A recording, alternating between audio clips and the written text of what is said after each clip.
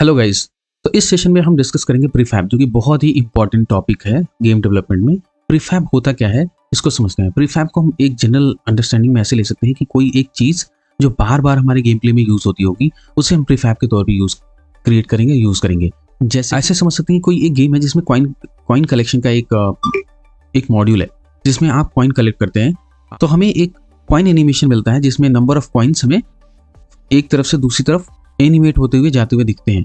तो वो जो कॉइन होता है, नंबर ऑफ कॉइन्स, तो हम उस जगह पे प्रीफैब का यूज कैसे कर सकते हैं कि एक कॉइन क्रिएट करेंगे और रन टाइम में हम उसी का इंस्टांस क्रिएट करेंगे, नंबर ऑफ कॉइन रिक्वायर्ड करेंगे। इससे क्या होता है कि हमारा एफर्ट कम लगता है डेवलपमेंट का। कैसे करेंगे इसका बेसिक अंडरस्टैंडिंग हम लेते हैं। तो सबसे पहले हम क्या करेंगे, कोई एक कैप्सूल क्रिएट कर लिया प्लेयर। अब इस प्लेयर को हम कुछ नई प्रॉपर्टी दे देते हैं।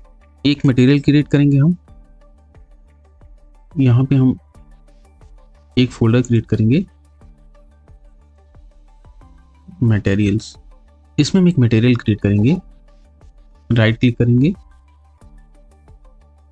And then we create a material called player. कैसे किया, मटेरियल फोल्डर पर राइट क्लिक करेंगे, क्रिएट ऑप्शन पे जाएंगे और यहाँ मटेरियल सेलेक्ट करेंगे। जैसे सिलेक्ट करेंगे हमारा मटेरियल नेम आ जाए, वहाँ से हम मटेरियल को नेम दे सकते हैं और उसकी प्रॉपर्टी सेट कर सकते हैं।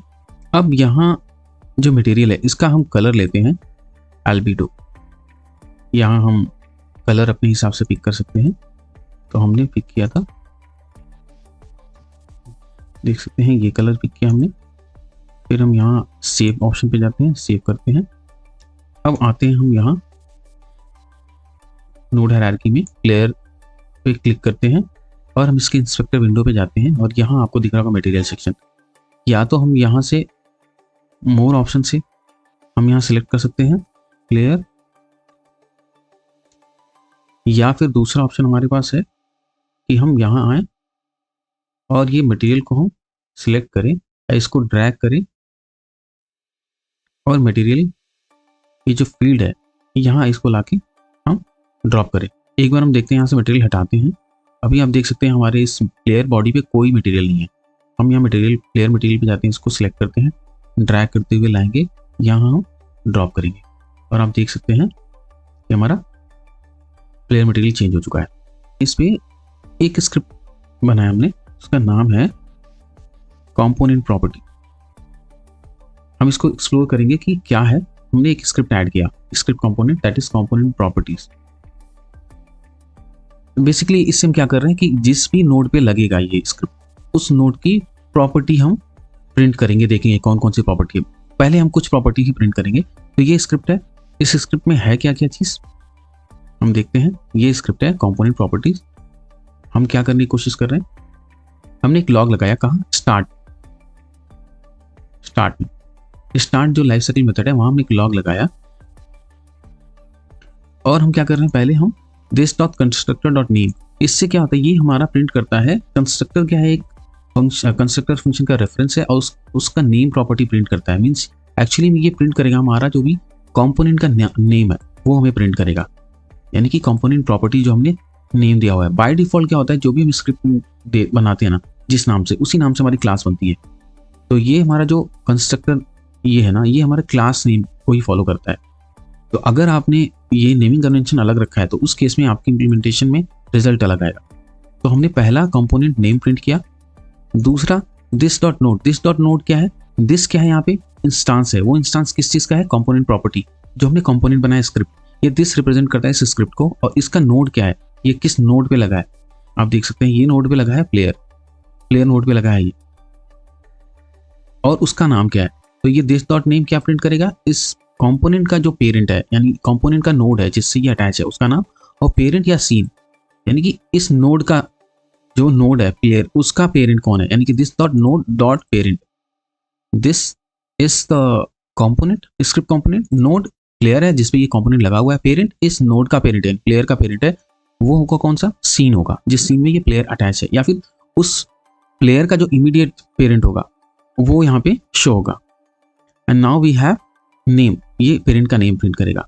तो इससे हम ये देखते हैं, पहले हमने ये एक नोड बनाया है प्लेयर, और उसको हमने कुछ प्रॉपर्टीज दी हैं। अब जब हम गेम रन करेंगे,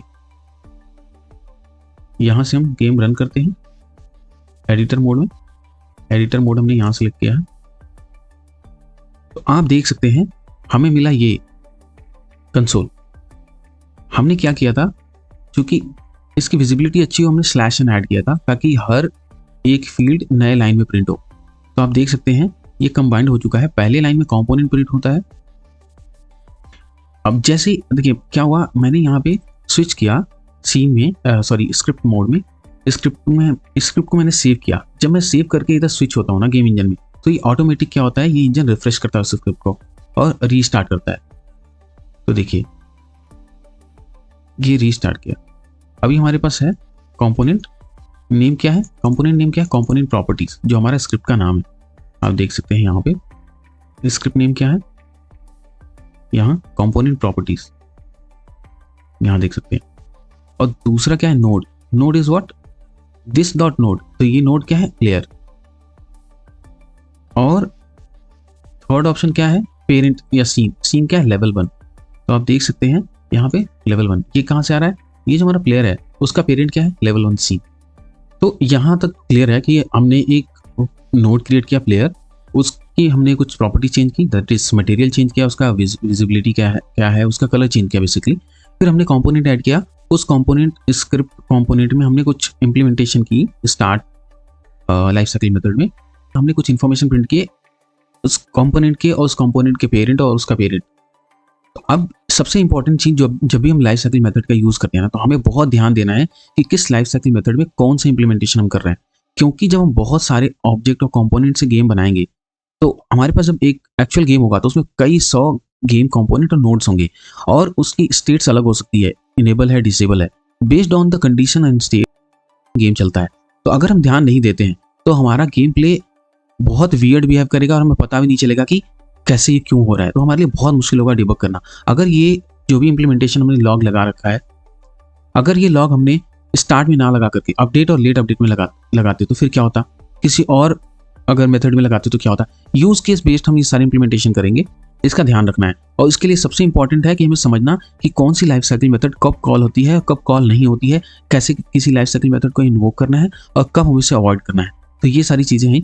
और दूसरी चीज क्या है कि ये लाइफ साइकिल मेथड हम जब तक स्क्रिप्ट में ओवरराइड नहीं करेंगे तब तक वो हमें ऑटोमेटिक नहीं मिलता है। तो आपने देखा होगा लास्ट टाइम हमने यहाँ पे सारे मेथड्स ओवरराइड किए हैं, तो हमारे जो कॉल्स हैं इस लाइफ साइकिल मेथड में आती है। अब हम देखते हैं प्रीफैब, एक्चुअल प्रीफैब पे जाते हैं। तो हमने ये प्लेयर नोड बना लिया। हमारे पास एक प्रीफैब फोल्डर है, यहाँ पे हम फोल्डर क्रिएट कर सकते हैं। यहाँ से आप देख सकते हैं एसेट व्यू में, एसेट पैनल पे फोल्डर क्रिएट करेंगे और उसको प्रीफैब नेम दे सकते हैं। हमने ऑलरेडी क्रिएट किया हुआ है प्रीफैब। अब क्या करेंगे, किसी भी ऑब्जेक्ट या नोड को प्रीफैब बनाने के लिए सिंपली इसको ड्रैग करेंगे, इसको सिलेक्ट करेंगे। हमने ये प्लेयर नोड क्रिएट किया था, हम इसे ड्रैग करेंगे और ये प्रीफैब पे ला करके ड्रॉप करेंगे। ये प्रीफैब क्रिएट हो गया। This much easy. ये इतना इजी है प्रीफैब क्रिएट करना। लेकिन सबसे इंपॉर्टेंट चीज है कि प्रीफैब को समझना। अब हमारे पास ये प्रीफैब है, अब हमको दोबारा एक और प्लेयर क्रिएट करना है। तो हम दोबारा से ये काम नहीं करेंगे कि एक नोड क्रिएट किया, उसकी मटेरियल चेंज की, उसके कंपोनेंट्स फिर ऐड किए, फिर उसमें कुछ अपडेट किया, नहीं। अब हम डायरेक्ट यहाँ से एक प्लेयर यहाँ से ड्रैग एंड ड्रॉप कर लेंगे। आप देख सकते हैं हम यहाँ गए प्रीफैब में, प्लेयर को सिलेक्ट किया और ड्रैग किया।